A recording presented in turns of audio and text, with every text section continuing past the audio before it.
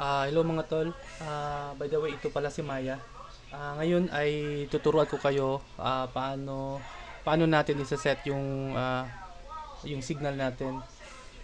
So i-change ko sa chart natin. Okay. Okay, so ganito.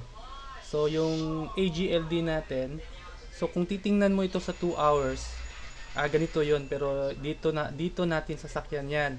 Pero yung cost natin para safe tayo, check mo yung 1 day natin. Pag i-check mo yung 1 day natin, tingnan mo. Saan ko nilagay yung stop loss natin dito sa dulo. Kinuha ko yung buong katawan niya sa 1 day. And then nilagay ko sa pinakadulo ng candle na ito. Kasi hindi na to, kung tatagos man, hindi na to aabot dito. So most of sa paningin ko lang, dito lang 'yan eh. Dito lang 'yan maglalaro sa edge ng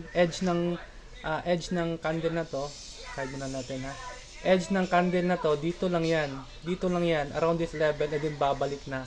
So kung pagmamasdan nyo maigi itong candle na to, at dito yung TP natin, ito yung unang TP natin, which is yun yung top ng 1 day candle. So kung babalik tayo dito sa 2 hours TF, yan, o yan, meron tayo dito, aabot tayo yung 1 day candle, puputok yun, susipa yun, kukunin itong taas. Pero sa ngayon, may ah, may may resistance tayo dito, which is malakas tong resistance na to. Pwede yan bumalik, iikot yan later today, iikot yan, sisipa, kunin niya itong price na to, and then mag-consolidate, and then in coming days, another setup, doon na natin makikita tong upper level.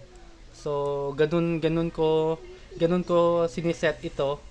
Kinukuha ko muna yung 1 day candle, kinuha ko yung taas niya, and then kung tatagos man, hindi tayo masyado aabutan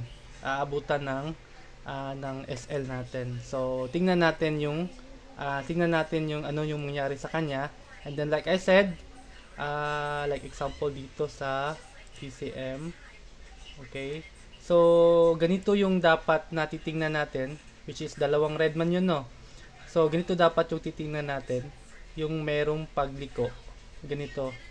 So, example, ganito, dalawa. Hintayin muna natin yung 2 to 3 candles.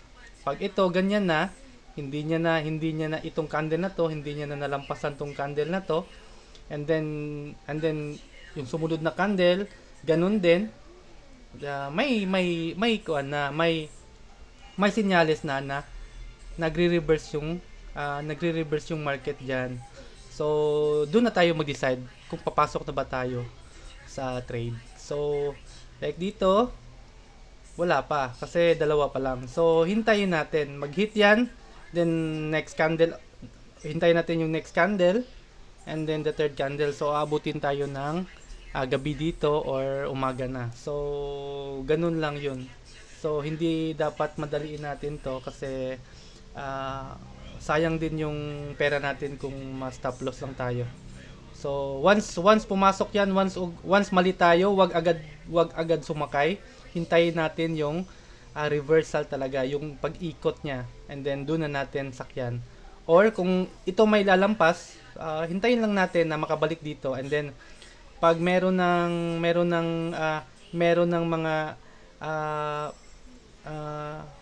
mga senyales na talagang babalik na siya, then doon natin sakyan. So yun lang yung mga tol. Salamat.